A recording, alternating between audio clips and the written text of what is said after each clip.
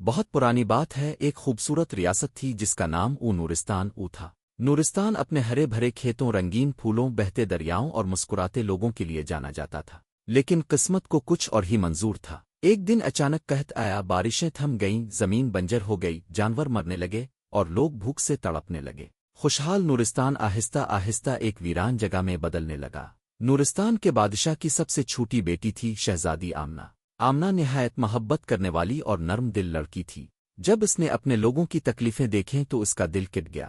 آمنہ اپنے آرام دہ محل کو چھوڑ کر روز گاؤں کے بچوں کے ساتھ بیٹھتی، ان کا دکھ سنتی اور جو بھی چھوٹی موٹی چیز اس کے پاس ہوتی دے دیتی۔ ایک رات جب آمنہ تنہا محل کے باغیچے میں بیٹھی رو رہی تھی، اچانک آسمان سے ایک چمکتی ہوئی روشنی اتری۔ روشنی میں ایک نہایت خوبصورت جادوئی پری ظاہر ہوئی۔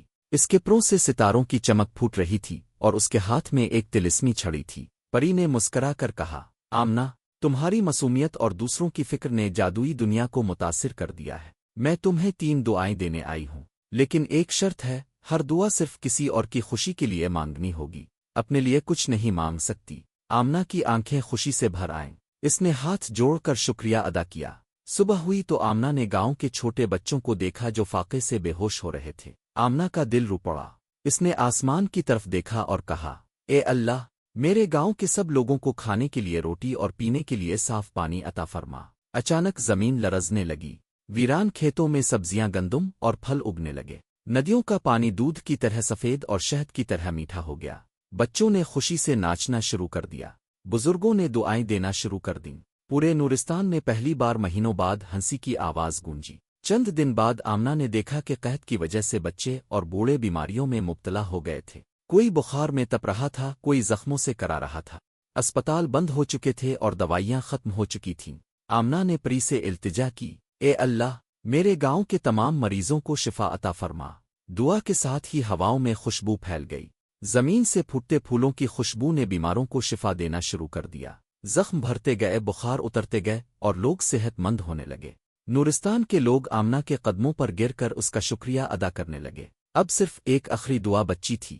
آمنہ نے اپنے ارد گرد دیکھا، لوگ خوش تھے، صحت مند تھے، لیکن ایک چہرہ اب بھی اداس تھا، اس کی اپنی ماں کا۔ آمنہ کی ماں دن رات محنت کرتی تھی، اپنے کپڑے سی کر بیچتی تھی، لوگوں کی مدد کرتی تھی، لیکن خود کبھی مسکرا نہ سکی تھی۔ اس کی آنکھوں میں چھپے آنسو آمنہ سے چھپ نہ سکے۔ تب آمنہ نے اپنی آخری دعا مانگی، اے اللہ، میری ماں کو وہ سب خوشیاں دے دے جن کا وہ حقدار ہے۔ اچانک آسمان سے ایک تاج اترا۔ آمنہ کی ماں کو نورستان کی محبت کی ملکہ قرار دے دیا گیا۔ لوگوں نے اس کے قدم چومے اور اس کی عزت میں جھک گئے۔ نورستان ایک بار پھر زندہ ہو گیا تھا۔ کھیت لہلہا رہے تھے، بچے کھیل رہے تھے، بوڑھے دعائیں دے رہے تھے، اور شہزادی آمنہ، جس نے خود کے لیے کچھ نہیں مانگا، آج ہر دل کی شہزادی بن چکی تھی۔ نور پری ایک آخری بار ظاہر ہوئی اور آمنہ کے سر پر ہاتھ پھیرتے ہوئے کہا، جو دوسروں کے لیے دعا کرتا ہے، اللہ اس کو بغیر مانگے سب کچھ عطا کرتا ہے۔ آمنہ اب نہ صرف ریاست کی شہزادی تھی بلکہ لوگوں کے دلوں کی شہزادی بھی۔ محل کا دروازہ ہمیشہ کھلا رہتا تھا، جو بھی ضرورت مند آتا، خالی ہاتھ واپس نہ جاتا۔ محبت بانٹو، خوشیاں بانٹو۔ جب تم دوسروں کی خوشیوں کے لیے دعا کرتے ہو تو تمہاری اپنی دنیا سانور جاتی ہے۔